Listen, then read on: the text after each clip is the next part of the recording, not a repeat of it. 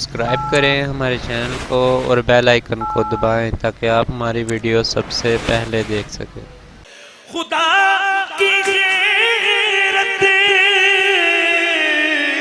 ने डाले रखे तुझ पे 70,000 पर्दे।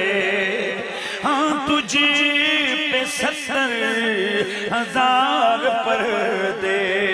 जहाँ ने लाखों ही दूर बनते आका, जहाँ में लाखों ही दूर बनते जो उठता एक भी हिजाब तेरा ना बन सकी है, ना बन सकेगा, ना बन सकी है।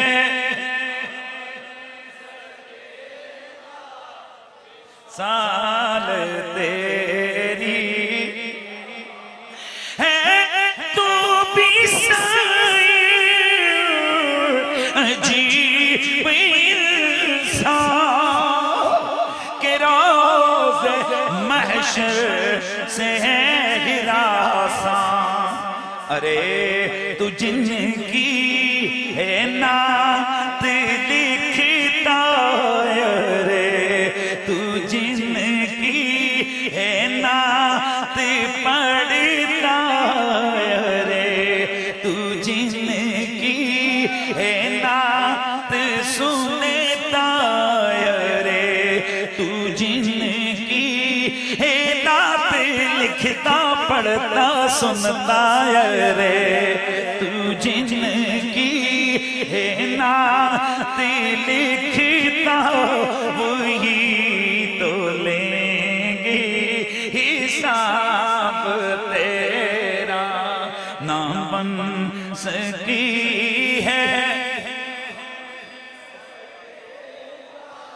मिसाल तेरी। मेरे नबी रहमत सैयद कौनैन सरवर कोनो मकान से मोहब्बत रखने वालों, अल्लाह का लाख लाख शुक्र है कि उस परवरदिगार ने मुझे और आपको अपने महबूब नबी का कलमा अता फरमाया है।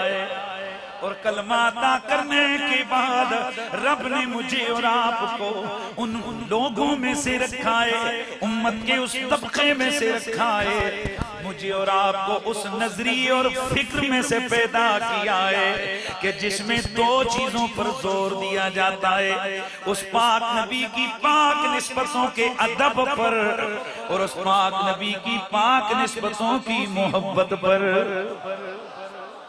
अल्हम्दुलिल्लाह अज़्ज़ा वजल हम अहले सुन्नत व जमात हैं। और अहले सुन्नत व जमात ये कौन लोग हैं? ये मेरे नबी की अहले बैत और सहाबा की जमात के लोग हैं।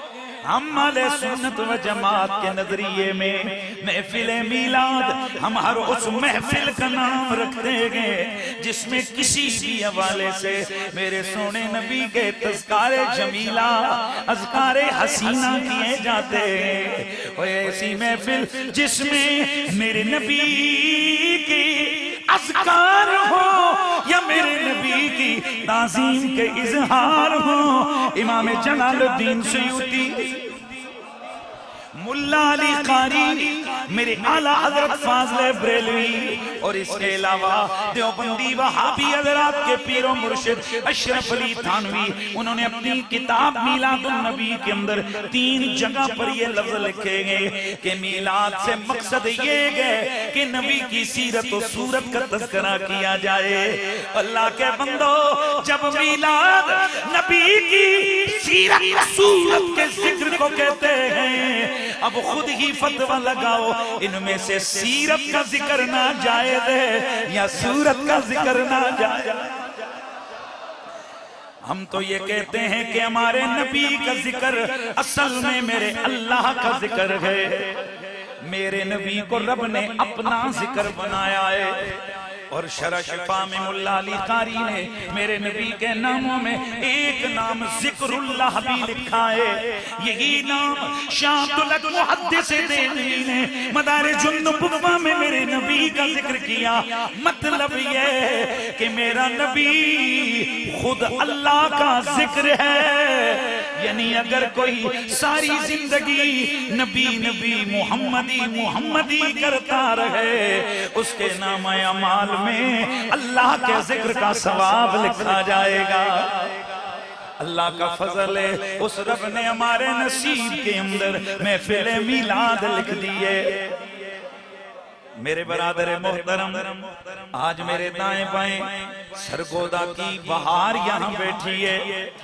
खतीबुल इस्लाम हजरत सैयदुल खुतबा नाज़िशुल उलमा हजरत मौलाना मंजूर चिश्ती साहिब गोलरवी रहमतुल्लाह ताला अलैह, आज उनकी कब्र मुनव्वर में उन्हें राहतें खुशियां मुयस्सर आ रही होंगी। क्यों कि हम अहले सुन्नत व जमात का ये अकीदा है और ये हदीसों में मौजूद है कि जिंदों के अमाल मुर्दों पर पेश किए जाते हैं। तवज्जो है, जिंदों के अमाल मुर्दों पर पेश किए जाते हैं। यानी माँ बाप पर उनकी औलाद के अमाल पेश होते हैं। अगर नेकियां हो तो खुश हो जाते हैं, अगर गुनाह हो तो नाराज हो जाते हैं। आज वो अपनी कब्र मुनव्वर में खुश हो रहे होंगे क्योंकि इधर से फरिश्ते ये खबर सुनाते होंगे। काजी मंसूर, काजी अहमद हसन ने आज नबी का हुस्न बयान किया है, आज नबी की दुरूद और सलाम की बात की है। और उधर दूसरे फरिश्ते आके कहते होंगे काजी अहमद हसन वो तो कर चुका, काजी मंसूर साहब अभी काजी ने गाने नबी की नात सुनाई है। आमना के लाल के सहाबा का जिक्र किया है, हुजूर की अहले बैत का जिक्र किया है। अल्लाह अकबर। लोगों खुशनसीब होते हैं वो माँ बाप के जिनके पीछे अल्लाह के रसूल की बातें करने वाली औलाद मौजूद होती है। मुझे बरादर गिरामी जनाब मोहतरम मौलाना काजी अहमद हसन चिश्ती साहिब गोलरवी, अल्लाह ताला इनका साया तादेर आले सुन्नत व जमात के सरों पे सलामत रखे। इन्होंने दावत दी थी कि अपने सरगोदा में आना है खिताब करने के, मेरे भाइयों की तरह। अल्हम्दुलिल्लाह हुजूर के नाम का और आले बैत के नाम का हमारा प्यार है, हमारी मोहब्बत है। दुआ करें अल्लाह ताला ये मोहब्बतें तादेर सलामत रखें। अल्हम्दुलिल्लाह के मैं अस्बे वादा यहाँ हाजिर हो चुका। मेरे दाएं तरफ काजी निगाह मुस्तफ़ा साहब बैठे हैं, इधर यादगार असलाफ जनाब मौलाना अल्लाह बख्श सियालवी साहब। अल्लाह तबारक व तआला इनकी निस्बतों की बदौलत इन पर करम और फजल फरमाए। ये बुजुर्गवार अस्माए अलिया से वाकिफ नहीं, ये भी रौनक के स्टेज हैं। आज की इस महफिल पाक के जो ऑर्गेनाइजर हैं जनाब मोहतरम अब्दुल्ला सईद हाशमी साहब, अल्लाह उनके हिम्मत इल्म जुरत में इजाफा फरमाए। और जनाब मोहतरम अमीनी साहब भी तशरीफ फरमाए। मेरे दाएं तरफ रियासत फिरोजी साहब और माशाअल्लाह बहुत बड़ी बड़ी मुक़्तदिर हस्तियां यहाँ तशरीफ फरमाए। सोने सोने खूबसूरत नूरानी चेहरे लेकर। अल्लाह का फजल है, बंदा नूर वाले का नूर माने ना तो चेहरे पे भी नूर आ ही जाता है। नूर वाले का नूर माने तो चेहरे पे भी नूर आ जाता है। तो मैंने जरा आगाज में थोड़ा सा बगैर बातचीत के मैंने शुरू कर दिया ताकि जरा जो है ना वो रिदम बन जाए। तो इंशाल्लाह आगे, चूंकि आज महफिल मिलाद है और मेरा तरीक़ाकार ये है कि जो मौजू होता है फकीर उस मौजू से कोशिश करता है कि इंसाफ करे। मुझे जब भी जो बंदा मर्जी है बुलाए। कई दफा हम लोग शाने आले बैत के लिए जलसे के लिए आते हैं, नीचे से चिट्ठे आती हैं फलाना मौजू, हम कहते हैं बेटा अगला जलसा तू रखना, उस मौजू पे 1.5 घंटा तकरीर ना करें तो पैसे वापस भाई बात खत्म। अब जिस मौजू पर हमें बानियाने महफिल ने बुलाया हम उसी पर बोलेंगे। तो उस हवाले से मुझे चूंकि आज दावत दी गई है महफिल मिलाद के, तो मिलाद के महफिल में मिलाद ही होगा इंशाल्लाह। वो अलग बात है कि फकीर जिस जगह भी जाते हैं काफी सारे कान खड़े हो जाते हैं कलमें तैयार हो जाती हैं, पता नहीं अब क्या कहेगा, हैं जी। हम यकीन से कहते हैं जब भी हम कहेंगे नबी की फेवर में कहेंगे, अली की फेवर में कहेंगे, सहाबा की फेवर में कहेंगे, औलिया की फेवर में कहेंगे, मुल्क की फेवर में कहेंगे, फौज की फेवर में कहेंगे, क्योंकि हम अफवाज पाकिस्तान के गद्दारों में से नहीं हैं, हम अपने मुल्क के वफादारों में से। उस हवाले से इंशाअल्लाह मेरी बात जो भी होगी हुजूर की बात होगी। किसकी बात होगी? हुजूर की बात होगी। और सच्ची बात यह है कि हमारी इज्जतें हुजूर की वजह से। और बाबा जी का वो मशहूर जमाना जुमला कि दुनिया में इज्जत उसी की होगी जो हुजूर की इज्जत करेगा। तो जो हुजूर की इज्जत करता है या करवाता है, अल्लाह जमाने में उसकी इज्जतों को चार चांद लगा देता है, उनकी इज्जतों को अल्लाह उरूज अता कर देता है। गिरामीउल मर्तबत हाज़रीन व सामीन, मैंने आपके सामने सूरह तौबा की सेकंड लास्ट आयत तिलावत की है। चूंकि मैंने अनाउंस कर दिया कि मेरा मौजूए सुखन क्या है, जिक्र मीलाद है, हुजूर की अजमत और शान का बयान है, तो मैंने आयत का इंतखाब वो किया है। इसके ज़ेल और ज़िमन में मेरे आका सैयद कौनैन सल्लल्लाहु तआला अलैहि वसल्लम की अजमत और शान का बयान होगा, नबी के लबो रुखसार के तज़किरे होंगे, मेरे नबी के कोलो किरदार की बात होगी, बीच में दहन बदन वतन ज़कन की बात भी होगी, मेरे हुजूर की लहराती जुल्फों और तबस्सुम की बात भी होगी, मेरे नबी के पसीने और नबी के मदीने और उनके नूरी नूरी सीने की बात भी होगी। इंशाअल्लाह मैं कोशिश करूंगा कि मेरे नबी के जमाल के तज़किरे हों, मेरे मुस्तफा के सहाबा और आल के तज़किरे भी हों।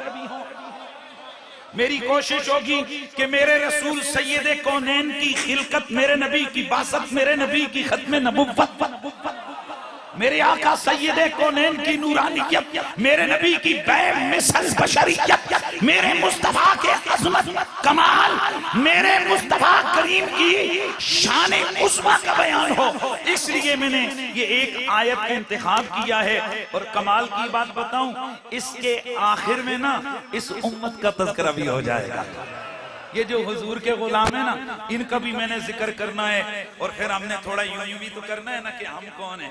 और मैं अक्सर कहा करता हूँ, खुदा की कसम शायद हमने इस उम्मत को दर्द नहीं दिया है, हमने लोगों को दर्द नहीं दिया है। अल्लाह की इज्जत की कसम है लोगों, इस कौम को अभी तक पता ही नहीं है। ये तो नारे लगाते हैं ना, हम हुजूर से प्यार करते हैं। वो बंदगाने खुदा, तुम्हें ये पता ही नहीं है हुजूर तुमसे कितना प्यार करते हैं।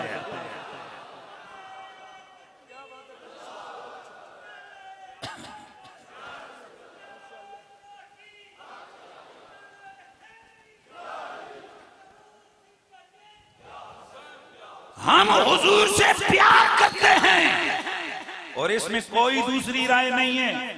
जो हुजूर से प्यार न करे वो मोमिन, बोलो वो मोमिन हो ही नहीं सकता।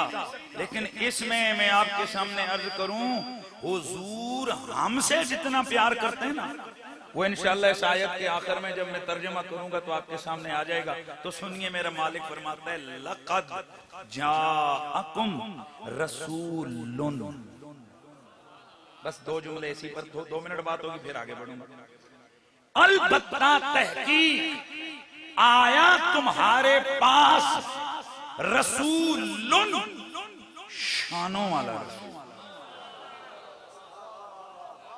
या थोड़ा सा ना खतीब को लालच होती है कि अगर सुनने वाले उसको दाद दे दें। इमदाद की इतनी फिक्र नहीं होती, हमें दाद का जरा ज्यादा मजा आता है। आप मेहरबानी फरमाएं, इमदाद भी खतीबों को अच्छी लगती है, लेकिन आप यकीन करें ना, हम जैसे जो खतीब हैं, हम जरा इमदाद से ज्यादा दाद के जरा चाहिए। और हमें दाद वाह वाह भी नहीं चाहिए, हमें दाद चाहिए कि सुनने वाला मुस्कुराते चेहरे से, जज़ाकल्लाह, इमदाद भी आ गए, हमें मुस्कुराते चेहरे से सुनने वाला ना मुस्कुरा कर अपनी जुबानों पे सदा लगाए सुभान अल्लाह। यह इस बात की गम्माजी और दलील होती है कि जो मैंने जुमला बोला वो अगले तक पहुंचा और उसने उसको खुश किया है। और मैं आपको एक बात बताऊं, ये मैं अक्सर तकरीरों में कहता रहता हूं, अल्लाह ने हुजूर के जिक्र के सच्चे मुझे पूरी दुनिया घूमने का मौका दिया है। कई ममालिक में गए, वहां बोलने वालों की जुबान जो इंग्लिश है, कई अफ्रीकान है, कई आप जाएं तो अफ्रीकन ममालिक के अंदर स्वाजीलैंड चले जाएं, दूर तक बोट्सवाना चले जाएं, जिम्बाब्वे चले जाएं, साउथ अफ्रीका, इधर आप आज मिडल ईस्ट में आ जाएं तो अरबी बोलने वाले हैं जी। और आप यूरोप में चले जाएं तो कहीं इंग्लिश वगैरह वगैरह। तो मैं अर्ज आपके सामने करूं, अल्लाह की कसम उठा के कहता हूं, किसी का रंग काला, किसी की नाक चौड़ी, किसी की चपटी, कोई कैसा कोई कैसा, किसी के जुब्बे, किसी की पैंट शर्ट, किसी के घुंघराले बाल, किसी के लंबे बाल। अलगर्ज पूरी दुनिया में मैंने विजिट किया कि सुन्नियों की रंगत, सुन्नियों के लिबास का अंदाज ये अलग है। एक चीज पूरी दुनिया के सुन्नी में कामन है, पता है वो कौन सी? इकट्ठी है, सब में पाई जाती है। वो पता है कौन सी है? वो है कि दुनिया के जिस कोने का सुन्नी हो, हुजूर की अजमत का जिक्र सुन के मचल जाता है। ये देख लें, अभी अजमत का जिक्र हुआ नहीं, अभी उसका तोतिया कलाम है, यानी अभी आगाज है, मुकद्दमाती जुमले हैं। तो कितने खुश होकर आपने कहा सुभान अल्लाह। आए हाय, इसका मतलब है ये चबल मखलूक है जो कहती है कि भाइयों उम्मत नबी से कट गई, उम्मत नबी से भला हो गई, और तेरा सतिया नास, तुझे पता क्या? और उम्मत कटी नहीं, उम्मत मुस्तफा से पहले से ज्यादा प्यार करने लग गई है। यहाँ ये जो बुजुर्ग बैठे हैं, ये हमारे बुजुर्गों की जगह है, और माशाल्लाह हमारी इतनी उम्र नहीं जितनी इनकी खिताबत हो गई। इनको कसम देकर पूछो कि आप पीछे चले जाओ 30-40 साल पीछे, तो बुजुर्ग मस्जिदों में होते थे।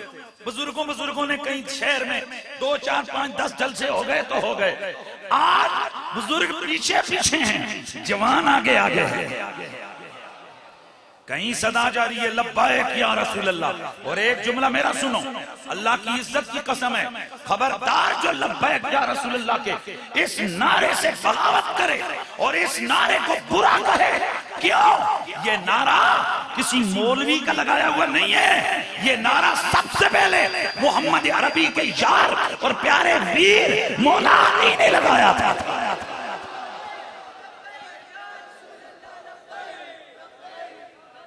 और मैं अर्ज करता चलूं, मेरी इस पर पूरे 1.5 घंटे का खिताब है, लब्बैक या रसूल अल्लाह उसको उन्वान है। मैंने उसमें 20 हदीसें बयान की हैं कि कहीं उधर से साहबी कहता है लब्बैक या रसूल अल्लाह, कहीं उधर से आवाज आती है लब्बैक या रसूल अल्लाह, कहीं उधर से आवाज आती है लब्बैक या रसूल अल्लाह।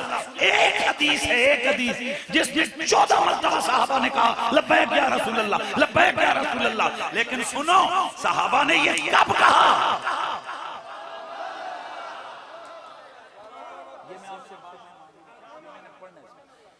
सहाबा ने कब कहा लब्बैक या रसूल अल्लाह? पता है कब? जब मेरे हुजूर ने फरमाया मेरे दीन के लिए जान कौन देगा। अच्छा सुनते जाओ, मेरे दुश्मन को जवाब कौन देगा? ये नहीं है कि वह गली चलते चलते वैसे ही शुरू हो जाओ लब्बैक या रसूल अल्लाह, लब्बैक या रसूल अल्लाह। मतलब क्या है लब्बैक या रसूल अल्लाह का? मतलब है हुजूर में हाजिर हूं। ये सहाबा ने कब फरमाया? जब मेरे नबी ने फरमाया कौन है जो दुश्मन को मेरी तरफ से जवाब देगा। तारीख में मौजूद है, किताबुल हवाल में नबी आसिफ ने लिखा कि एक दिन जब मौला कायनात मौजूद थे, मेरे नबी रहमत ने फरमाया मेरी तरफ से कौन जवाब देगा इनको? वसब अली इब्न अबी तालिब, मौला अली उछल पड़े, उछले, कूद के सामने आए और आग उठाकर किया लब्बैक या रसूल अल्लाह, या रसूल अल्लाह, अली हाजिर है आपके दुश्मन को जवाब देने के लिए। तो मेरे दोस्तों, जब नबी की खत्म नबुव्वत की बारी आए, जब नबी की इज्जत और नामूस की बारी आए, जब मुस्तफा करीम की दीन को जरूरत पड़े कुर्बानी की, उस वक्त सहाबा के गुलामों का नारा क्या होता है? लब्बैक।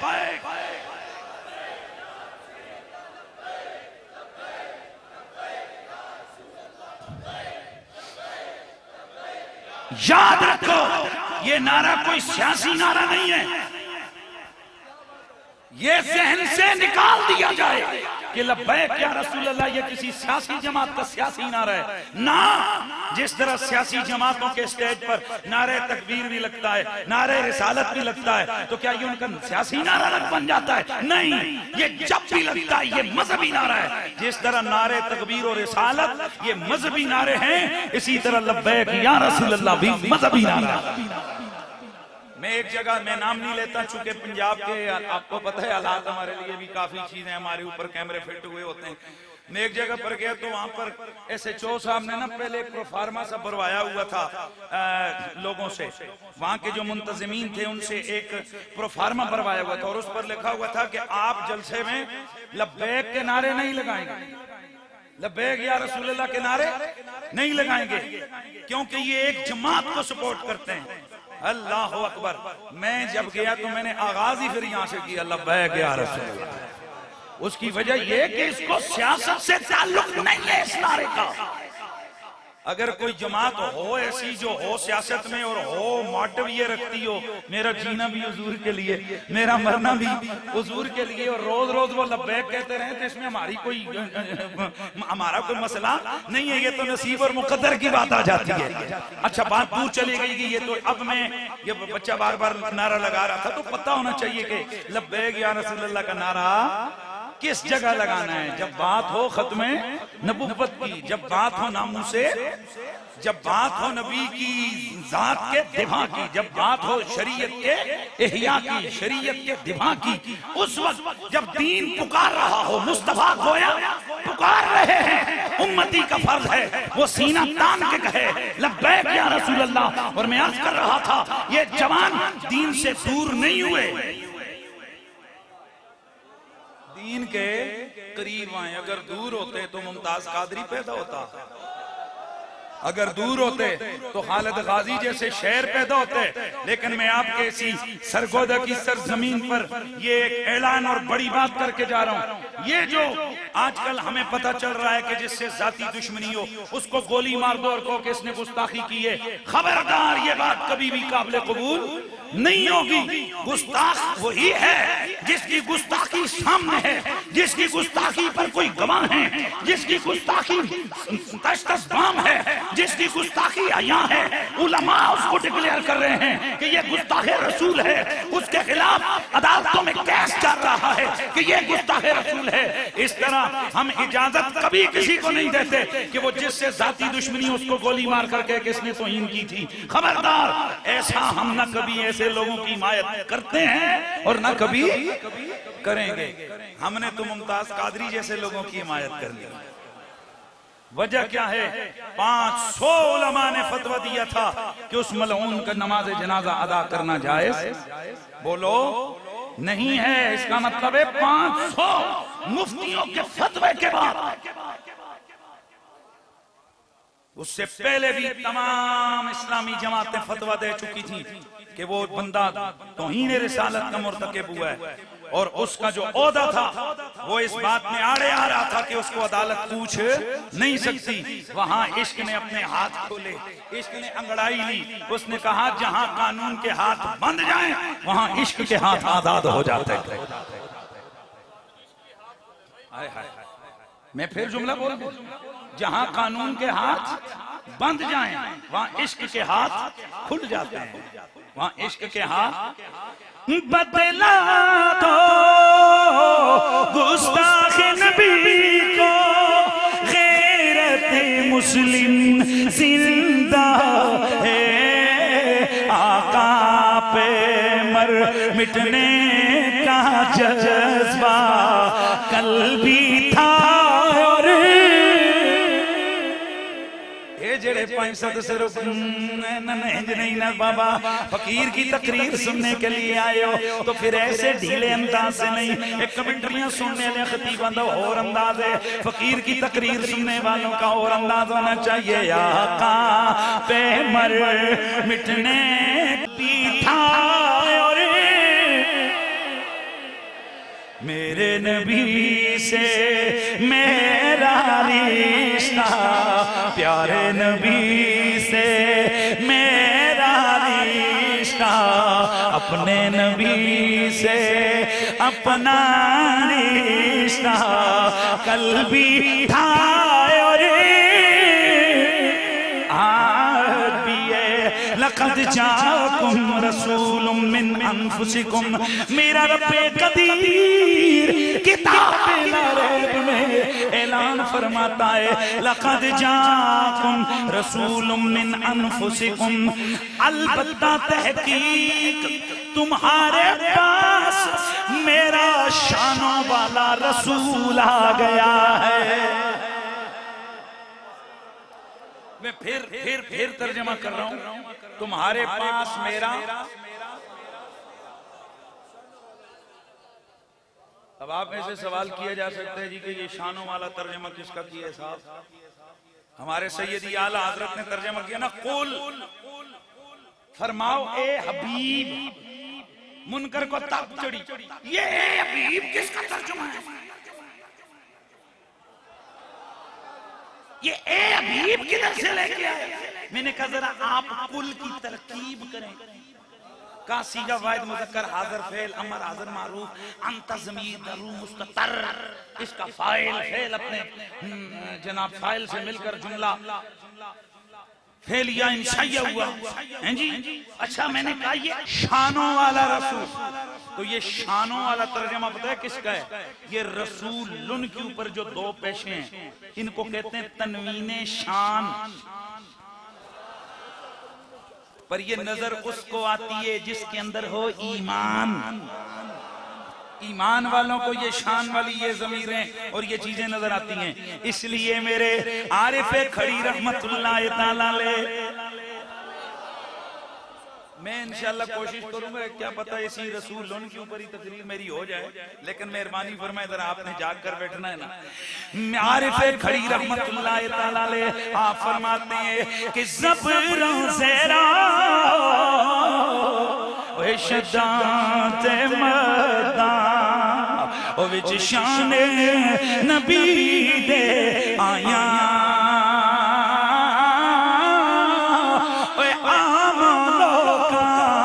खबर न कोई ओ खासा रमज़ान पाया।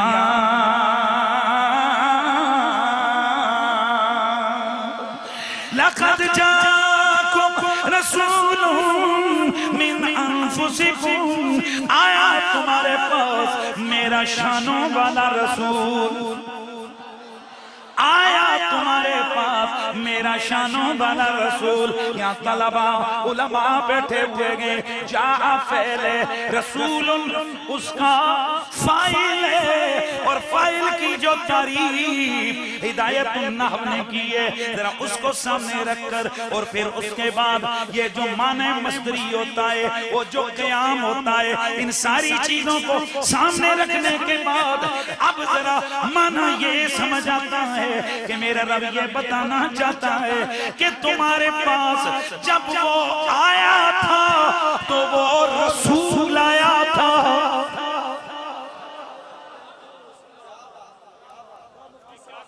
भाई तवज्जो है?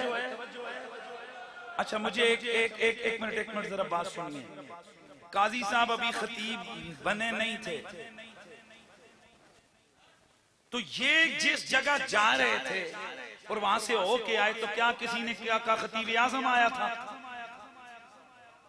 उसने कहा था अहमद हसन आया था। हनीफ कुरैशी जब अभी मदरसे में नहीं आया था, कहीं गया तो उसका साथ ये नहीं कहा गया कि खतीब साहब आए थे ना, मुफ्ती साहब ना, हनीफ आया था। हनीफ कुरैशी आया था क्यों? कि जब मैं आया था ना उस वक्त मेरी हैसियत वही थी जो मैं था, ये बाद में बनी। तो जा फैल का फाइल रसूलुन, और फिर इसका माना फैल का मस्दरी और उसका फाइल की तारीफ, इन सब को सामने रखो तो बड़ा सिंपल सा माना सामने बनता है कि वो जब आया था रसूल भी था और शाने भी थी। मेरे ख्याल में मजा आपको नहीं आया कोई? मेरे ख्याल में आपकी तबीयत को नहीं अच्छी लगी है बात। जब वो मोहम्मद आया था, जाकुम इब्नो अब्दिल्ला नहीं कहा गया, जाकुम इब्नो अब्दुल मुत्तलिब नहीं कहा गया, जाकुम गुलाम मिन कुरैश नहीं कहा गया, जाकुम इब्नो आमिना नहीं कहा गया, जाकुम रसूलुन कहा गया। क्या मतलब? तुम्हारे पास शान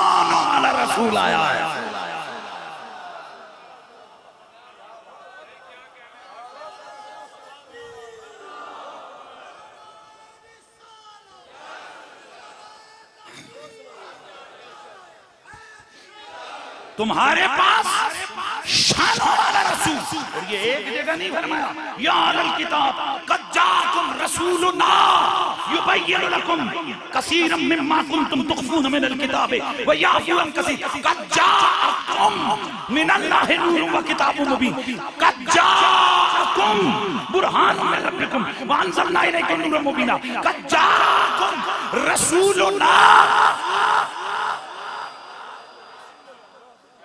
हमारा रसूल आया।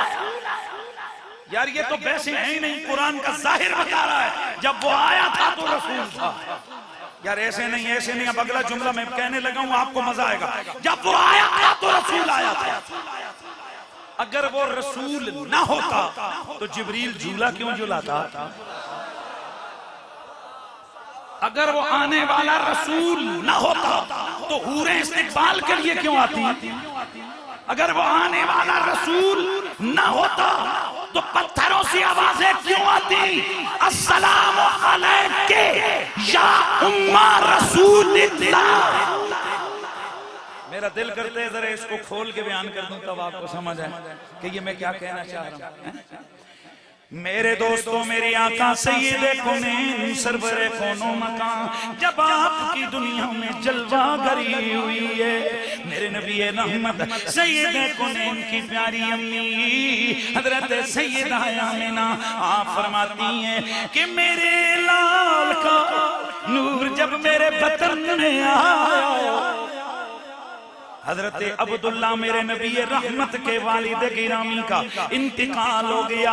अरब का ये दस्तूर, ये रिवाज, अरब का ये मुआशिरा है कि वहां पर जब शोहर फोत हो जाए तो बीवी के लिए कम अज कम 1 साल सोग मनाना जरूरी है। उस सोग में ना वो लंबे सफर कर सकती है, ना वो बन संवर सकती है, ना वो इतर लगा सकती है, ना वो इजहार खुशी कर सकती है, सोग मनाएगी औरत। ये अरब का रिवाज है। मेरे नबी रहमत का इंतकाल हुआ, इमाम हल्बी ने लिखा है मेरे नबी रहमत के वालिद गिरामी हजरत अब्दुल्ला का इंतकाल हुआ, मेरे नबी की वालिदा माजिदा हजरत सैयदा आमिना एक दिन उन्हें उनके ससुर मेरे नबी के दादा हजरत अब्दुल्ला के वालिद हजरत अब्दुल मुत्तलिब ने बुलाया, फरमाया बेटी अरब का ये दस्तूर मुआशरा है कि जब शोहर फोत हो जाए तो जो बेवा होती है वो 1 साल का अरसा सोग गुजारती है। उस 1 साल में ना वो इतर लगाती है, ना वो बन संवर के बाहर निकलती है। लेकिन मेरी बेटी, मैं कुछ दिनों से महसूस कर रहा हूँ कि तूने मेरे बेटे का सोग मनाना छोड़ दिया है। बाबा वो कैसे? फरमाया बेटी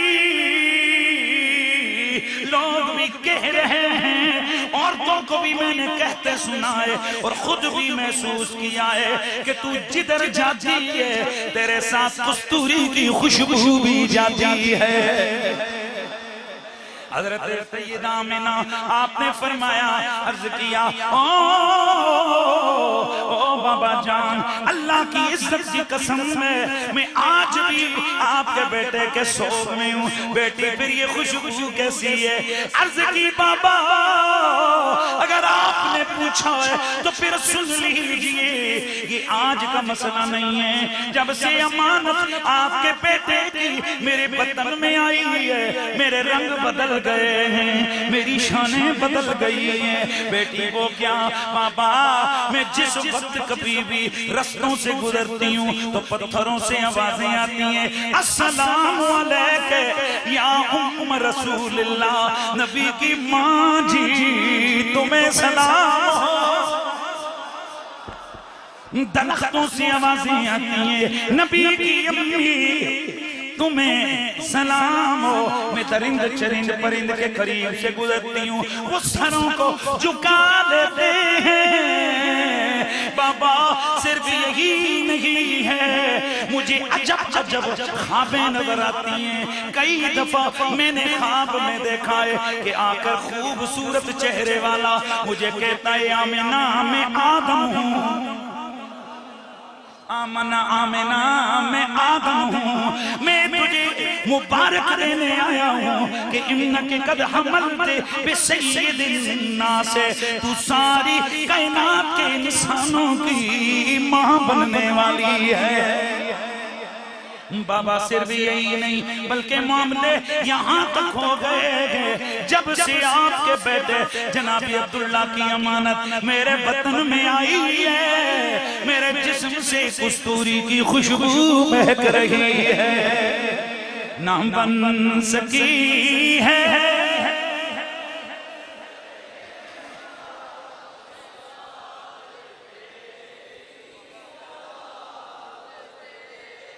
फिर बोलो ना बन सकी है मिसाल तेरी, मेरे नबी रहमत सैयदे कौनैन सरवरे कोनो मकान, आप दुनिया में आए, रसूल भी बन के आए, नूर भी बन के आए, बुरहान भी बन के आए, और मेरा नबी शाने भी लेके आया है। मैं इस मसले में ज्यादा डिटेल और तफसील में नहीं जाता।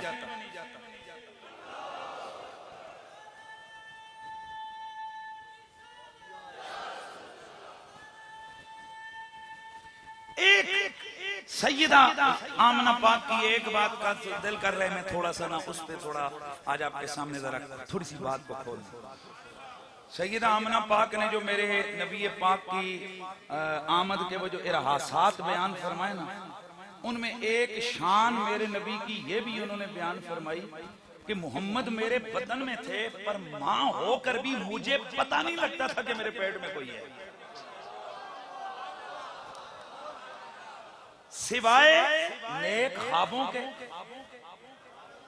सिवाय पत्थरों के सलाम के, सिवाय दरख्तों के सलाम के, सिवाय दरिंद चरिंद वो जो है जानवर वो मेरे अदब करते और कहते कि तू ख्वाबों में नबी आकर मुझे कहते रहे कि तू नबी की मां बन। फरमाती हैं आम माओं की तरह किसी खारजी खातून को पता नहीं चलता था कि मैं उम्मीद से हूं। यार इतनी बड़ी बात कहने लगा हूं कि आपको एक दफा मजा आएगा। इमाम अलवी ने इस चीज के ऊपर थोड़ी सी बहस की है। वो फरमाते हैं कि आखिर वजह क्या है, माँ का बच्चा पेट में हो तो माँ को पता ना लगे, या तो करवट करवट पे माँ को पता चलता है कि मेरे पेट में कोई है। आपकी मेडिकल भी कहती है कि बच्चा अगर हरकत ना करे तो समझा जाता है कि ये मर गया है, फिर उसका वजन होता है, फिर बहुत मुशक्कतें और परेशानियां होती हैं। कैसे मुमकिन है कि बच्चा पेट में और माँ को पता ना चले? इसका एक जवाब दिया इमाम हलवी ने। आप फरमाते हैं इन्नहु कद वुलिदा मखतूनन, इसका जवाब यह है कि हुजूर खतना किए हुए पैदा हुए, और इसका जवाब यह है कि इन्नहु कद वुलिदा मसरूरन, हुजूर नाफ कटे हुए पैदा हुए। यार बहुत बड़ी बात आने लगी है, आप ऐसे ढीले नहीं बोलेंगे। हुजूर नाफ, अच्छा सवाल ये पैदा होता है कि सवाल हो रहा है कि सईदा पाक के बतन अतर का वजन नहीं था, आम माओ की तरह लामते नहीं थी, और जवाब दे रहे हैं कि वो मसरूर नाफ कटे हुए पैदा हुए। ये सवाल क्या और जवाब क्या? बोले माँ कहते हैं जवाब है ना, कोई समझे तो तब। क्यों? नाफ वो चीज है, आज आपकी मेडिकल साइंस बयान करती है कि माँ के जिस्म से बच्चा जो खुराक हासिल करता है वो नाड़ और नाफ के जरिए से हासिल करता है, और जब वो खुराक क्या होती है, जाहिर है माँ के जिस्म के विटामिन होते हैं, दीगर जरूरियात की चीजें होती हैं जो उस बच्चे की नश्व निबात के लिए जरूरी होती हैं, उनके जरिए से वो बच्चा माँ के पेट में परवरिश पाता है। लेकिन हुजूर की नाड़ कटी हुई थी। जुमला बोलने लगा हूं, नाड़ कटी हुई थी, जिसका मतलब यह है कि फिर माँ के जिस्म से वो जो दीगर मामलात और हुसूले विटामिन और जो निमकियात और जमीन की जो चीजें जो भी इंसान को जरूरत होती हैं उनसे रिश्ता कटा हुआ था। जब वो चीजें ही कटी हुई थी तो फिर वजन कैसे होता? क्योंकि वजन की तारीफ आप लोगों को पता है कि ये कशिश शक्ल की वजह से होता है ना, और बोलो वजन कशिश शक्ल की वजह से होता है। तो अब जमीन किसको खींचेगी ये भी आपको पता है। जमीन कशिश शक्ल किस में होगी? वो जो उसकी जिन्स में से होगा, जो जिन्स में से होगा उसको खींचेगी तो वजन होगा। वो जो हो ही नूर उसका वजन।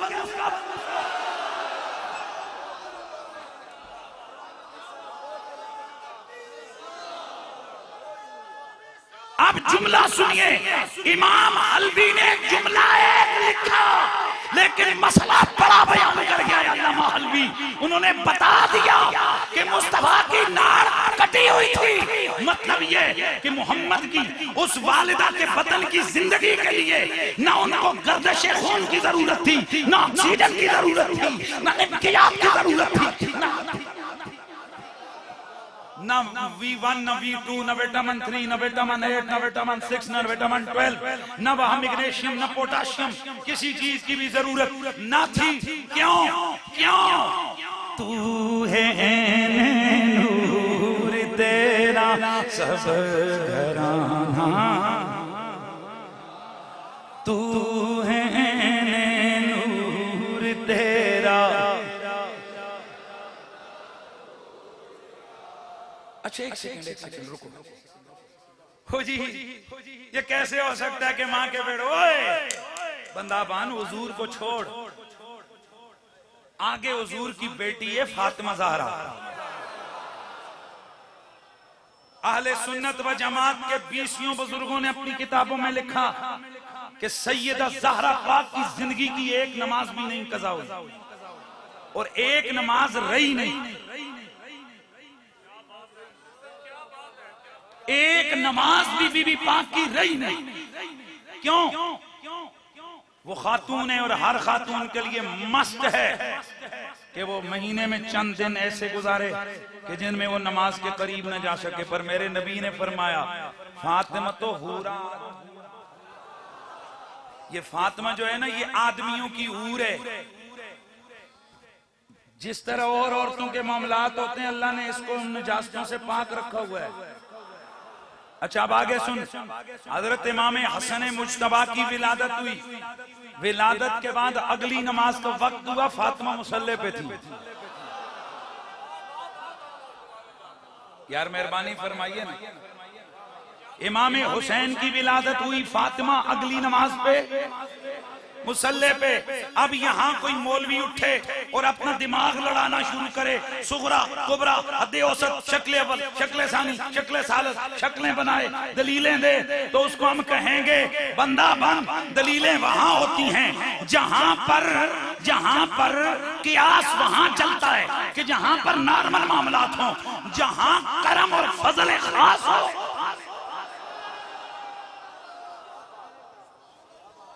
अच्छा अब जरा मैं आपको समझा दूं ये करम और फजल खास क्या होता है। ये करम और फजल खास क्या होता है? मेरे नबी रहमत सैयद कौनैन गार के अंदर हजरत सैयदना अबू बकर सिद्दीक को 3 दिन लेके रहे। भाई बहुत जल्दी से मैं जुमला अर्ज कर रहा हूं, कितने दिन? फिर बोलिए 3 दिन। बुखारी शरीफ के अंदर एक हदीस है, जब नबी पाक साहिब सल्लल्लाहु अलैहि वसल्लम आप हजरत अबू बकर सिद्दीक को लेकर मदीने तैयबा पहुंचे तो उस वक्त लोग परेशान थे। यह है नबी। भाई जरा समझो हुआ क्या कि हजरत सैयदना अबू बकर सिद्दीक ने चादर ऐसे रखी हुजूर के ऊपर साया करने के लिए मैं बड़ी गल करने लगा, बोले ना मैं भी ना बोलना। साया करने के लिए चादर रखी। सहाबा फरमाते हैं हम समझ गए वो अबू बकर है, ये हुजूर हैं। अब यहाँ 2 सवाल हैं। पहला सवाल, जिन्होंने बेअत की हुई है, जिन्होंने दीदार मुस्तफा किया हुआ है, उनको हुजूर भी नहीं पहचाने गए कि इनमें हुजूर कौन है और अबू बकर सिद्दीक कौन है? अल्लाह और कोई नहीं बताएगा। इमाम माली और दीगर कई उलमा वो फरमाते हैं असल हुआ ये 3 दिन नबी रहमत ने जो गार में अबू बकर सिद्दीक को रखा वहां तवज्जो इत्तिहादी होती रही। तवज्जो इत्तेहादी होती रही। उन 3 दिनों में जो अनवार और तजल्लियात मेरे मुस्तफा पे आने थे वो अबू बकर सिद्दीक के हिस्से में भी आते रहे। चुनांचे जब ये बाहर निकले तो पहचाना नहीं जा रहा था। सुभान अल्लाह की आवाज तो हो जाए ना, पहचाना नहीं जा रहा था हुजूर कौन है, अबू बकर सिद्दीक कौन है। जनाब अबू बकर सिद्दीक मिजाज शना से पैगंबर थे, वो समझ गए कंफ्यूजन हो रही है। आपने चादर ऊपर की, चादर ऊपर की क्यों? ताकि पता लगे मैं गुलाम। लो जी उधर से आवाज आई, उधर से आवाज आई। अच्छा तो फिर मन गए हो ना कि हुजूर दे उत्ते चादर दा साया करना पैंदा सी, बादलों का साया नहीं होता था। ये तुझे किसने कहा कि 24 घंटे बादलों का साया होता था?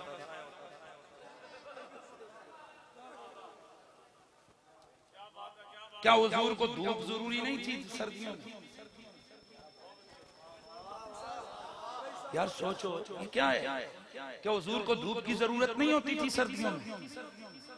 वह सर्दियों में हर इंसान की जरूरत होती है धूप। हुजूर को जरूरत हो बादल साहब आगे आकर के मैं धूप नहीं लगने दूंगा।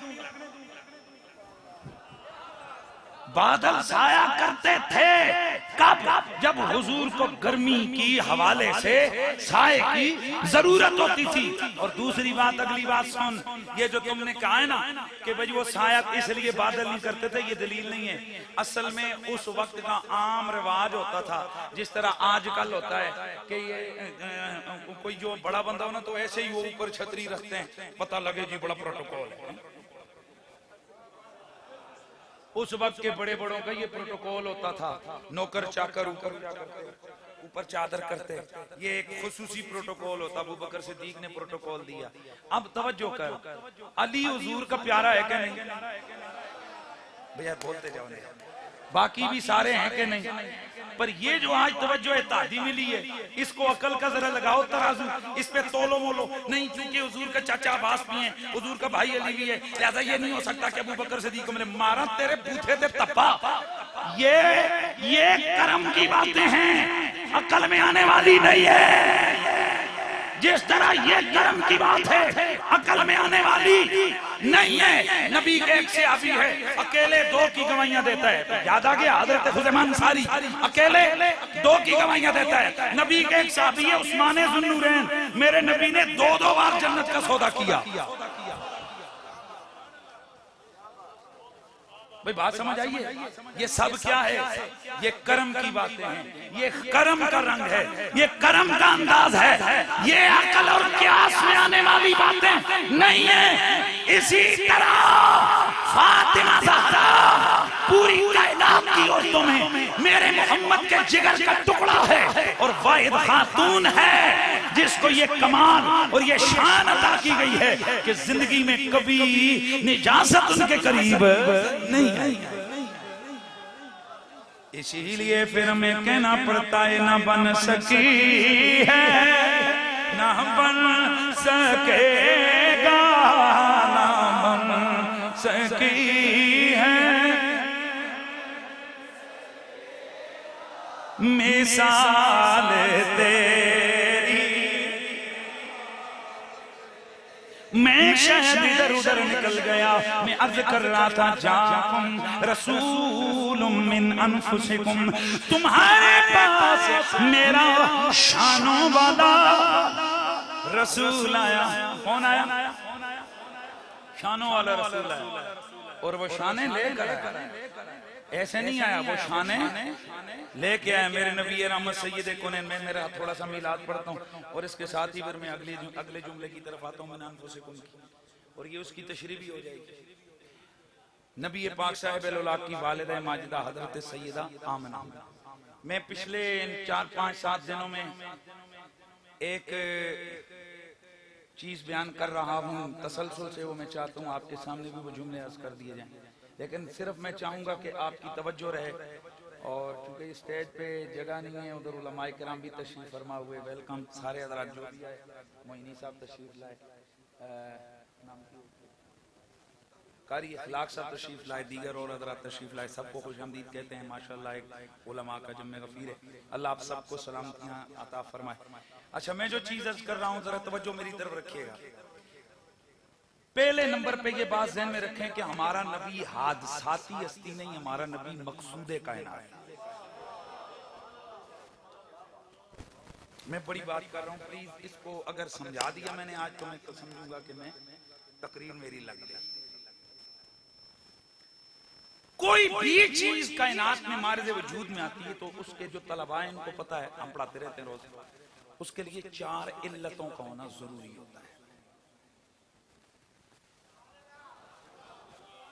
ये भी टेबल आया था, यहाँ चला गया, जगह नहीं थी।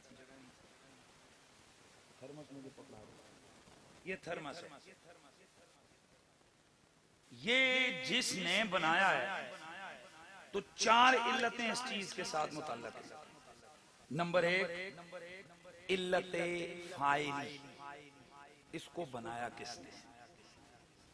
नंबर 2 इल्लते मादी, ये बना किससे। नंबर 3 इल्लते सूरी,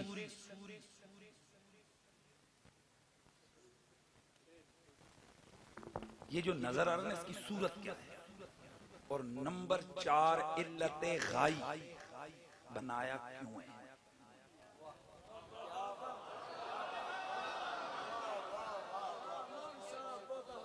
कोई भी चीज ले लो, दुनिया की कोई चीज, उसके लिए 4 चीजें आपको लाजमी होंगी। इल्लते फाइली, इल्लते गाई, बल्कि तरतीब से आए, इल्लते फाइली, इल्लते मादी, इल्लते सूरी, इल्लते गाई। समझा दूं सादा, बनाया किसने, किससे बना, कैसा बना और क्यों बना। अच्छा, अब इनमें से वो जो फाइल होते हैं ना बनाने वाला, वो अभी बनाता नहीं, लेकिन वो जिसके लिए बनाते हैं ना, मकसद के लिए, वो मकसद पहले सामने होता है। जागो यार, मेहरबानी करो, मेरा जुमला मिस नहीं करना। मसला नबी थर्मस बना नहीं, पर बनाने वाला पहले से एक मंसूबा ज़हन में रखता है कि ये इसलिए बना रहा हूं ताकि इसमें ठंडी चीज ठंडी रहे, गर्म चीज गर्म रहे, न उसकी ठंडक जाया हो न उसकी गर्मी जाया हो। अब तवज्जो से सुनिएगा, अभी बना नहीं, मकसद पहले है। अच्छा, ये तो आ गया थर्मस। अब कायनात को ना देखें तो कायनात की इल्लत फाइली है अल्लाह, कायनात की इल्लत सूरी ये आपको नजर आ रही है, हजारों लाखों चीजें। कायनात की इल्लत मादी, वो भी हर एक चीज का अलग मादा। मैं इब्तिदाई मादे की तरफ नहीं जाता जो हुजूर ने फरमाया, अना मिन नूरिल्लाह व कुल्लुल खल्क मिन नूरी, मैं उस तरफ नहीं जाता। लेकिन हम जाहिरी तौर पर देखते हैं कि ये सारी कायनात का ये मादा आपके सामने है। अब एक रह गई इल्लते गाई, ये आलम बना क्यों है। तो कायनात की इल्लते फाइली अल्लाह, इल्लते सूरी सामने, इल्लते मादी ये सब आपके सामने। कोई मिट्टी है, कोई हवा है, कोई पानी है, ये सब इल्लते मादी है। और कायनात की इल्लते गाई है रसूलुल्लाह।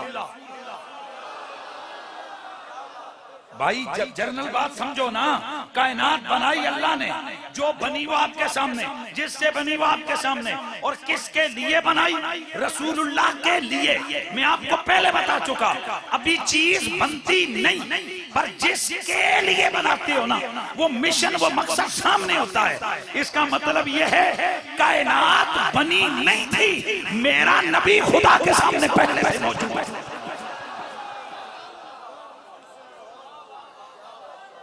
अच्छा, अब जरा सुनो, अब जरा समझो।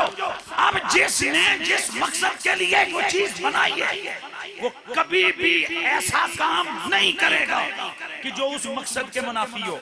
मसलन ये थर्मस है, अब बनाने वाले ने बनाई कि यार इसमें ठंडी चीज ठंडी रहे, गर्म चीज गर्म रहे। वो कभी इसमें ऐसा सुराख नहीं छोड़ेगा जिससे गर्मी या सर्दी बाहर आए। वो कभी इसमें सील को कमजोर नहीं करेगा, कभी सील को कमजोर नहीं करेगा, क्योंकि उसने जो कुछ बनाया नाप तोल के बनाया ताकि मकसद में गड़बड़ न हो। और मैं सदके जाऊं, जब कुल कायनात बनी हुजूर के लिए,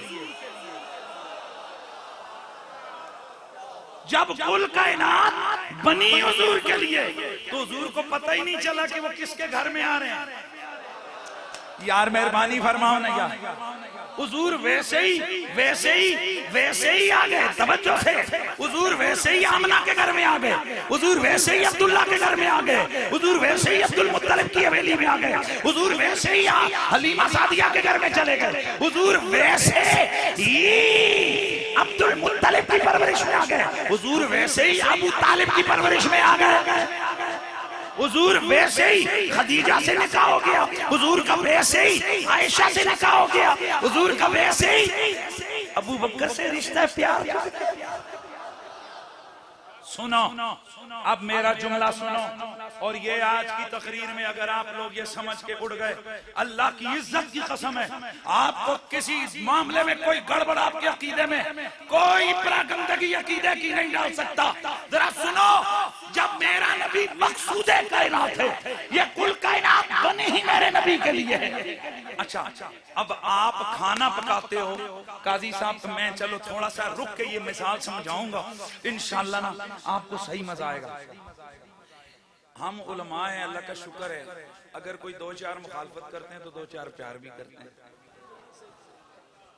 पर मुझे आज तक कसम चाह के कहता हूं कि मुझसे तीन किस्म के लोगों ने हमसे नफरत की है। हुजूर के बुग़्ज़ियों ने, आले बैत के बुग़्ज़ियों ने, सहाबा के बुग़्ज़ियों ने।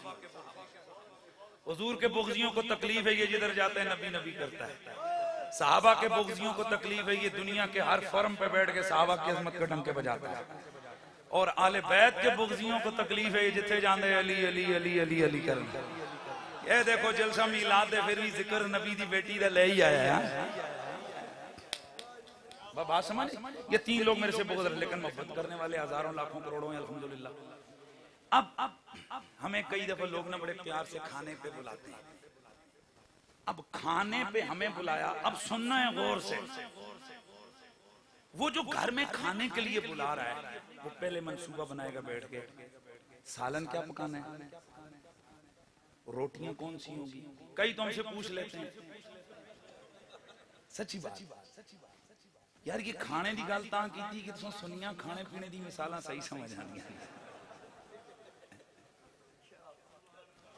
यार। बहुत बड़ी बात मिसाल समझाऊंगा मैं, इसलिए रुक के आप ये ना समझे मैं टाइम जाया करूं, मैं बड़ी बात देखे।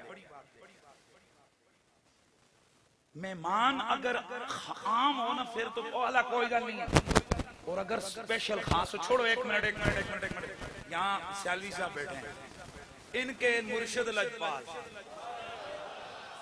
मसलन ख्वाजा सियाल लजपाल हजरत सियालवी हमीदुद्दीन सियालवी नवर अल्लाह मरकदहू, आपका इंतकाल पर मलाल हो गया, विसाल बा कमाल हो गया, आप तशरीफ लेके, लेकिन जब वो हयात थे वो इनको फोन करें, अल्लाह बख्श मैं आज रात का खाना तेंडे कोल खाना है, ईद नहीं हो जाएगी हैं जी, हो गई ना ये, अच्छा, इसलिए वो शायर कह रहा है कि आज जंगल के हिरनियां भी नाच रही हैं जब उनको पता चला है कि महबूब शिकार पे आ रहा है।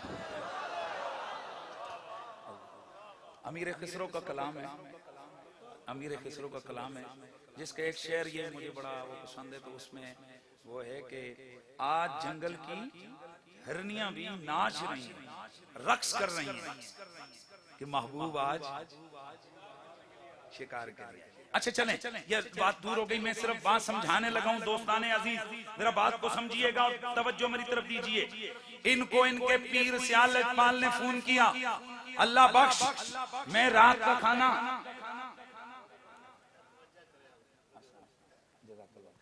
मैं रात का खाना तेरे घर में खाऊंगा। अब ध्यान मेरी तरफ रहे यार, इस बंदे की ईद हो गई, लेकिन सिर्फ ईद नहीं हुई, अब इन्होंने अपने घर में छोटी सी मीटिंग बुलाई। मीटिंग में कौन है?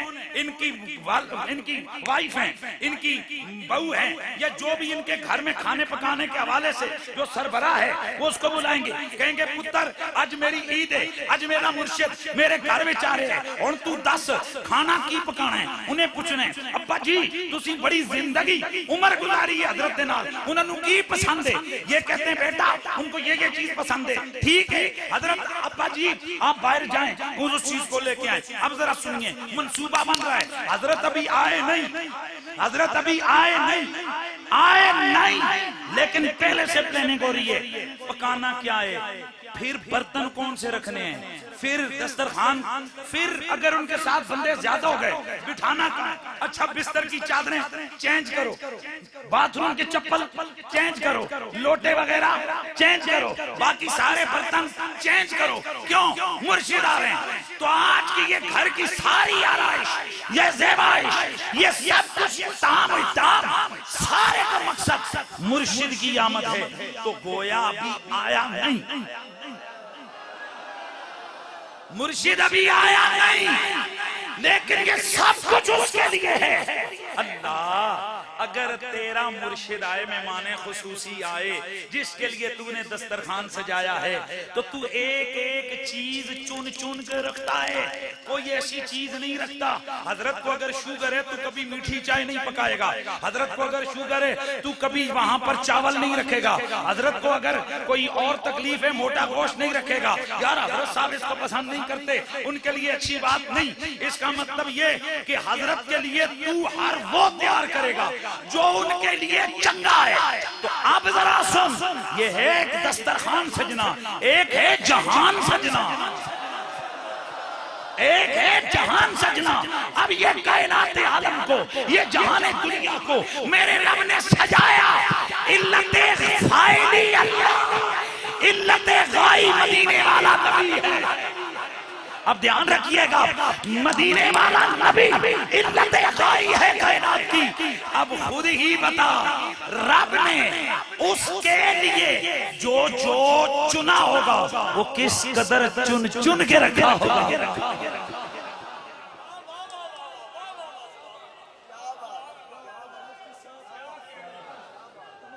सुनो सुनो, हम में से अगर कोई अक्लमंद साहिबे अकल और अखलाक बंदा हो, वो मेहमान के आगे गंदा गिलास नहीं रखता। बंदे बनो यार, गंदे गिलास में पानी नहीं डालता। हमारी माएं बहनें दूध दोती हैं, तीन तीन पानियों से बर्तन को साफ करती हैं, कहती हैं दूध डालना है बीच में, साफ बर्तन हो।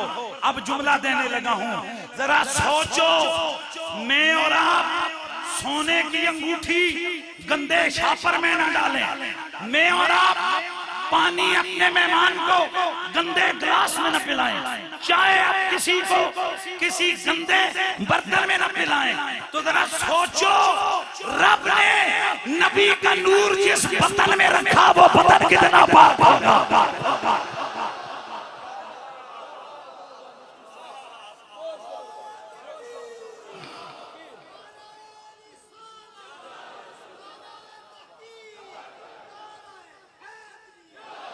बाबा ये मौलवी की औलाद का मसला नहीं। यार मेहरबानी करें, मैं पूरे दिल से बोल रहा हूं। हैं मौलवी साहब फौत हुए, जायदाद 5 अरब 34 करोड़ 31 लाख रुपए, बीच में 2 पुत्र और हो गए। हमारी अम्मी से भी ब्याह किया था। यार को समझो, अच्छा आपकी शादी भी हुई थी, अदालत में चलो जी DNA कराओ, पता लग गया मौलवी और एक ओरिजिनल रखी थी। सब तस्लीम कर लेते हो कि नहीं यार? ओ बो खुदा के बंदे जल्दी जल्दी तस्लीम कर लेते हो ना? कहते हो यार इंसान है, हो गया होगा, अच्छी लग गई होगी, तबीयत बहाल हो गई होगी, चलो उन्होंने शादी कर ली। कौन सा जुर्म किया, शादी तो की है, ऐसा है ना? मतलब जी किसी को पता भी नहीं है, हादसाती तौर पे कई दफा मथे लग जाती हैं, कभी लग जाती हैं, कभी खुद लगवाते हैं, लेकिन ऐसा हो जाता है। अल्लाह अल्लाह, जरा बात तो समझ, यहाँ मेरा नबी है, हादसाती हस्ती नहीं। मतलब क्या? मतलब ये कि रब ने जहान बनाया नबी के लिए, लिहाजा अजल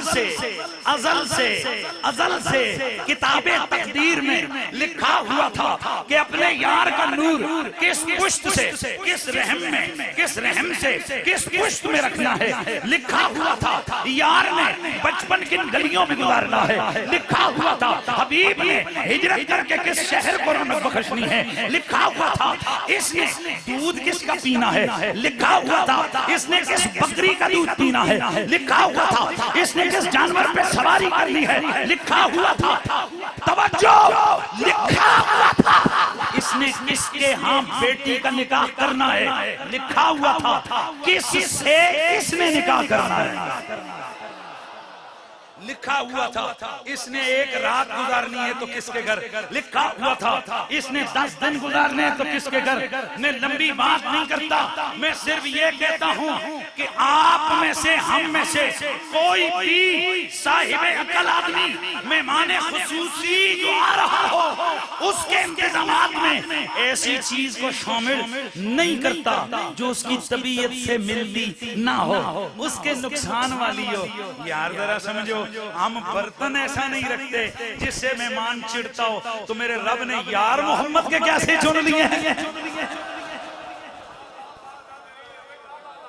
भाई समझिए इसका मतलब यह है अबू बकर है तो चुना हुआ, उमर है तो चुना हुआ, उस्मान है तो चुना हुआ, हैदर है तो चुना हुआ, आयशा है तो चुनी हुई, सलमा है तो चुनी हुई, अगर खदीजतुल कुबरा है तो चुनी हुई है, हलीमा है तो चुनी हुई है, अब्दुल मुत्तलिब है तो। सरगोदा में सिर्फ एक जुमला देके जा रहा हूं, जहां नबी 3 दिन गुजारे, मानते हो ना चुना हुआ है। बार अभी आप तस्लीम कर चुके हो कि मुमकिन ही नहीं है, अकल ही नहीं मानती है, हमारा इश्क ही नहीं मानता है कि वैसे ही नबी कहीं चला जाए। अगर नबी ना उम्मे माबद की झोंपड़ी में चंद मिनटों के लिए जाए ना,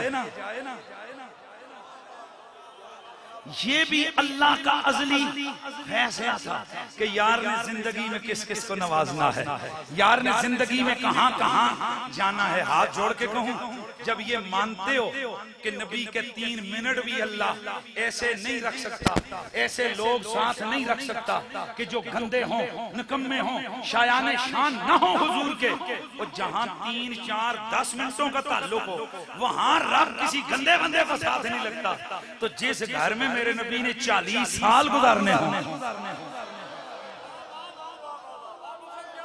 मैं नहीं बोल, मेरे ख्याल में जिनको समझ नहीं आई फिर उनके लिए इन्ना लिल्लाह पढ़ के आगे बढ़ जाता हूँ, और जिनको समझ आई है और दिल फिर भी उन्हें सुभान अल्लाह कहने पे नहीं उभार रहा, तो मैं उसके लिए डबल इन्ना लिल्लाह बोल रहा हूँ कि ये तो और ज्यादा जनाब, ये और ज्यादा, मैं कहता हूँ कि ये ज्यादती है। मैं फिर कह रहा हूँ, हजरत अबू तुफैल आमिर बिन वासला मेरे नबी का सहाबी है, 10 दिन मेरे नबी की खिदमत में गुजारे।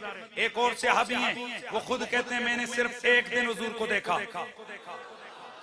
हजरत अब्दुर्रहमान बिन अबी बकर हैं, ये अभी छोटी सी उम्र में थे, हुजूर ने इनको गोद में उठाया था। अब्दुल्ला बिन जुबैर हैं, हुजूर ने इनको घुट्टी पिलाई थी। यार जाग के बैठो यार, जिसने जितना अरसा 3 दिन 3 लम्हे 3 मिनट 3 दिन 10 दिन 10 घंटे 10 महीने नबी के साथ उठा, नबी के साथ बैठा, नबी के घर आया, नबी के घर गया, जितना रिश्ता रखना था अल्लाह ने चुना हुआ था, और अल्लाह ने किसी गंदे बंदे को साथ नहीं चुना। मैं हैरान होकर पूछना चाहता हूँ, जहाँ 3 दिन स्टे करना हो वो तो यार के लिए चुना हुआ, तो जहाँ 40 साल गुजारने हो। अब जिधर जिधर मेरा हाथ जा रहे हैं मैं सिर्फ आपसे देखना हूँ,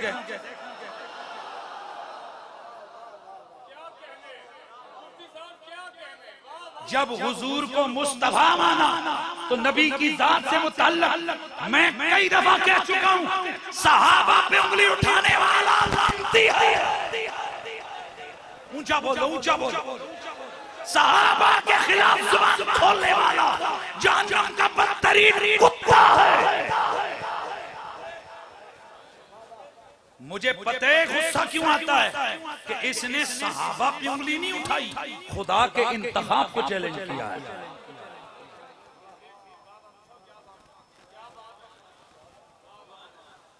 यार एक जरा सोचो ना थोड़ी देर, ਤੁਹਾਡਾ ਪੁੱਤ ਹੋਵੇ ये आपका बेटा आपका बेटा काजी साहब आज दिल न दसो, मेरा भी बेटा छोटा, आप अपने बच्चे को किसी शादी में भेजें, आप ना भी देखें, आपकी बीवी इसकी अम्मी 5 दफा इसके सरापे का जायजा लेती है कि नहीं? ए पुत्र टोपी ना पा के इतने जज दी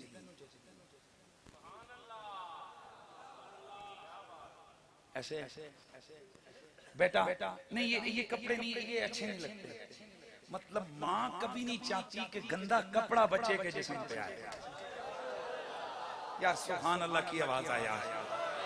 माँ कभी नहीं चाहती कि जो मेरा लाल है उस लाल के जिस्म पे गंदा जूता है, निकम्मा जूता है, और जिससे कोई देख के केड़े जुतियां पाइयां, केड़े कपड़े पाए। अगर उल्टी सिलाई हुई हो ना, खुदा की कसम कोई बाप और कोई माँ उस कपड़े को पसंद नहीं करता अपने बेटे के लिए, और जिस रब ने कुल कायनात मोहम्मद के लिए बनाई है। यार किस कदर मत मारी हुई है इस दुनिया वालों की कि वो अल्लाह कब गवारा करेगा मेरा महबूब जिसकी गोद में जाए। हाय हाय, जरा खुद सोचो, रब ने वो गोद कैसी बनाई होगी जहां मेरा नबी खेला था। रब ने वो सीना कैसा बनाया होगा जहां मेरा नबी सोता था। रब ने वो घर आंगन कैसा बनाया होगा जहां मेरा नबी चलता था। रब ने वो माँ कैसी बनाई होगी जो माँ मेरे आका को सीने से लगाती थी। रब ने वो सहाबा कैसे बनाए होंगे जो मोहम्मद के दुख दर्द के साथी थे, सफर हजर के साथी थे। और जब ये समझ आ जाए तो रब ने जिन्हें मोहम्मद के जिगर का टुकड़ा बनाया है उन्हें कैसा बनाया है। इसलिए सहाबा पे उंगली उठाना, हुजूर की बीवियों पे उंगली उठाना, हुजूर की अहले बैत पे उंगली उठाना, हुजूर के रिश्तेदारों पे उंगली उठाना। यहाँ लबेक कर रहे थे दोस्तों, बाबा जी याद आ रहे आपको? तवज्जो है। वो एक बाबा जी का फैसलाबाद का किताब है 2 साल पहले, अभी भी नेट पे मौजूद है। उन्होंने एक जानवर का जिक्र किया। एक जानवर था, याफूर नाम था। आ गया सहन में, ओ भाई आ गया। याफूर नाम था, हैं जी। वो जानवर था दराज गोश। हुजूर की खिदमत अतर में आया, आकर बड़ किया। अल्लाह के नबी के साबाज करने लगे, हुजूर ये क्या कहता है? फरमाया मेरे यारो ये कहता है, या रसूल अल्लाह आप नबियों में आखिरी, मैं अपनी नस्ल का आखिरी हूँ।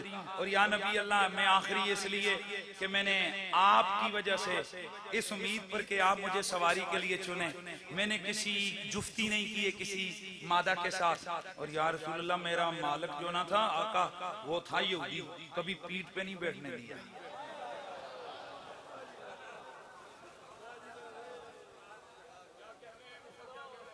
और जिस मोहम्मद अरबी के जमाने के जानवर इतने गैरतमंद हों, उम्मीद हो कि मोहम्मद हमारी पुश्त पे बैठेंगे, वो यहूदी को करीब ना आने दें। बताओ उस मोहम्मद के सहाबा कितने गैरतमंद होंगे यार। सुभान अल्लाह की आवाज। अच्छा या रसूल अल्लाह, मैंने ना यहूदी को जब आता था मैं उछल पड़ मैं गिरा देता था। हुजूर ने कबूल कर लिया, हुजूर ने कबूल किया। अब जरा सुनो, आप सुनो, ये दराज गोश जो है बड़ी सीरत की तकरीबन तमामी किताबों में इसका जिक्र मौजूद है। अल्लाह के नबी इसको फरमाते हैं, ये था याफूर, था दराज गोश, जिसको आप अपनी जुबान में गधा बोलते हो, ये था वो। लेकिन इतना सियाना हो गया कि हुजूर फरमाते हैं, याफूर अबू बकर को बुला के लेके आ। ये दौड़ता हुआ जाता, अबू बकर सिद्दीक के दरवाजे में मुंह से मारता। वो बाहर निकलते, देखते हुजूर की सवारी खड़ी है, दौड़े आ जाते, समझ आते हुजूर ने बोला अली को बुला के ले आ, उस्मान को ले आ, उमर को ले आ। अच्छा ये जाता ले आता। मैंने एक दफा बयान किया तो एक मुस्टंडा बीच में आ गया, कहने लगा ये कैसे हो सकता है, गधे को क्या पता राजे का कार किधर है, मल्लक का कार किधर है, चौधरी का। मैंने कहा बाकी तेरे और तेरे गधे को नहीं पता, तेरे गधे को या किसी पीर किसी चौधरी मलक राजे के गधे को वाकई नहीं पता। उन्हें पता हो जाते हुकूमत करने ले आना। भाई समझो ना, ये अगर ये इन दुनियादारों को पता होता, मैं किसी एक पार्टी, मेरा कोई तरीका ही नहीं है ना, मैं कोई सियासी किसी जमात से मेरा ताल्लुक है, मैं तो जनरल बात कर रहा हूँ। अगर ये हम लोगों को पता होता तो हमारे हालात इतने खराब होते। तो बात में करने लगा, जरा तवज्जो से सुनो। मैंने कहा वाकई गधे को नहीं पता चौधरी मलक राजे का घर किधर है, लेकिन ये देख वो चौधरियों का, मलकों का, कुरैशियों का गधा है, उसे नहीं पता होता। और जो हुजूर की सवारी हो ना ना ना, अभी जुमला मैंने पूरा नहीं बोला। असल में सवारी हुजूर की है, हो हुजूर का और अबू बकर को ना पहचाने। छोड़ो यार मजा नहीं आया। ओ हुजूर का और उमर का दर ना पता हो, ओ हुजूर का और उस्मान की हवेली से बेखबर हो, ओ हुजूर का और दरे हैदर कर्रार से बेगाना हो। और जो हुजूर का होता है ना, वो इनका भी हो जाता है, उनका भी हो जाता है। अल्लाह अकबर। अच्छा, ये दराज गोश आता अबू बकर सिद्दीक, ये सारा दिन इमाम हलवी ने और इसके अलावा दीगर उलमा ने लिखा है कि एक दफा हुजूर आए ना, तशरीफ लेके आए लंबे सफर से, गजवे से। जैसे ही हुजूर की आवाज इस दराज गोश ने सुनी तो रक्स करने लगा। तवज्जो है जी, रक्स करने लगा। रक्स क्या, ये नहीं क्या कोई खा, यानी वो जो उधर था ना, वो रस्से के साथ वो उसने, अच्छा इसको रस्सा डाल के नहीं रखते। मैं चैलेंज से कहता हूं, आप लोग पढ़ लीजिए इसको बड़ी तफसील के साथ। साहिब उसूल व इरशाद इमाम साली शामी ने लिखा है, हुजूर की किसी सवारी के जानवर को कभी रस्सी नहीं डाली।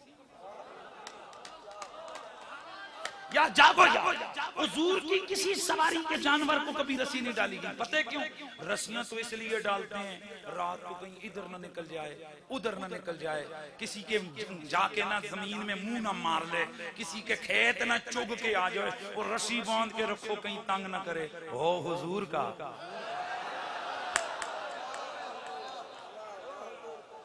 हो हुजूर की सवारी। ओ हुजूर तो हुजूर है, सवारी तो सवारी है। हुजूर के हाथों में जो कंकर आ जाए ना, वो भी पहचान लेते हैं अपना कौन है बेगाना। पहुंच गए हो, मैं कहां बोल रहा हूं, पहुंच गए हो हैं। हुजूर बदर की जंग में गए, हाथ में कंकरियां उठाई, फेंकी। अल्लाह फरमाते वमा रमैता इज़ रमैता वलाकिन अल्लाह रमा। हबीब ये कंकरियां तूने नहीं फेंकी, पर फेंकी तो तू नहीं है। वमा रमैता, तूने नहीं फेंकी, इज़ रमैता जबकि फेंकी तो तू नहीं है, वलाकिन अल्लाह रमा, लेकिन हबीब ये तो अल्लाह ने फेंकी।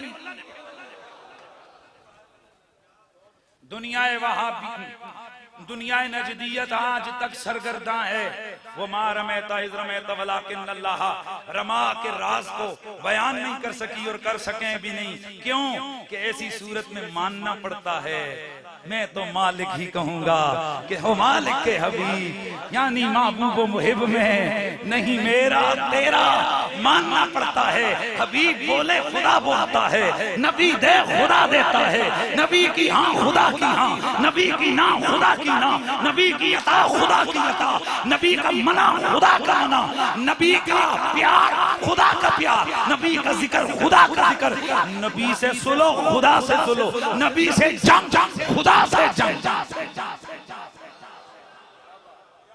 अच्छा, आप तर्जों के लिए बैठे हुए हो कि मैं इसी तरह ये नुक्ते अर्ज करता चला? अच्छा अच्छा अच्छा अच्छा, मैं बता रहा था हुजूर ने क्या किया।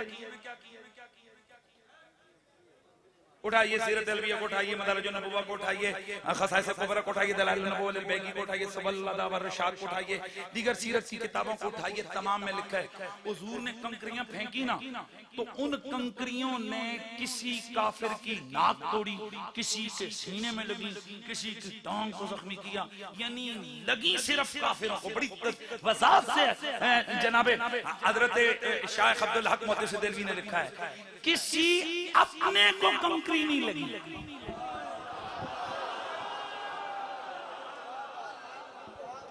दोस्ताने अजीज, जरा बात को समझिएगा। ये अब मेरे पास क्या कोई चीज नहीं, मैं पूरा प्रैक्टिकल करके आपको जो है ना वो बताऊं मैं आपकी तरफ। लेकिन मैं थोड़ा सा ना मैं ये मैं थोड़ा सा ये समझे, मेरे हाथ में कंकरियां हैं तो मैं इनको फेंक रहा हूँ, सब कंकरियां होती तो सीधी जाती है।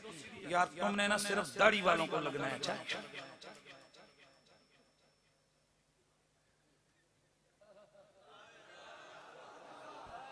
ये तो सीधी गई, आगे जो आ गया उसको लग गई। पर तवज्जो है, हुजूर ने एक मुट्ठी फेंकी, पूरे बदर के अंदर अपने और बेगाने गुत्थम गुत्था है, जंग जारी है, गर्द और गुबारे। पर ये कंकरियां जब हुजूर ने फेंकी, ये लगी सिर्फ दुश्मनों को, अपनों को नहीं लगी। जनाब ये क्रूज मिसाइल था जिसके अंदर पहले फिट किया हुआ था कि तूने किस टारगेट को हिट करना है।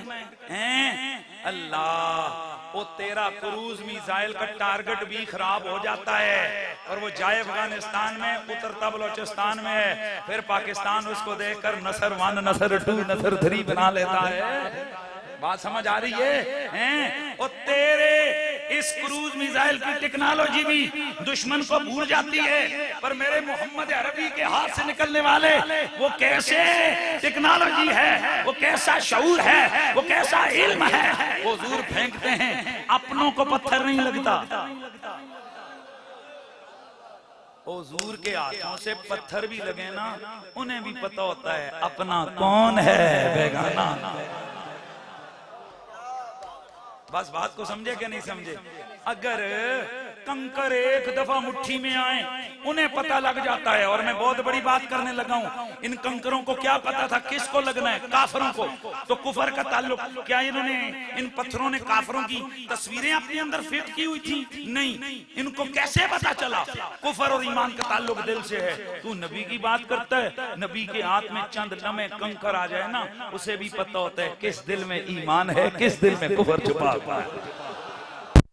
दस्ते बला को अर्श का हसीना बना दिया, जंगल को मुस्तफा का मदीना बना दिया, हर जर्रे को नजफ का मदीना बना दिया। या हुसैन, आपने मरने को जीना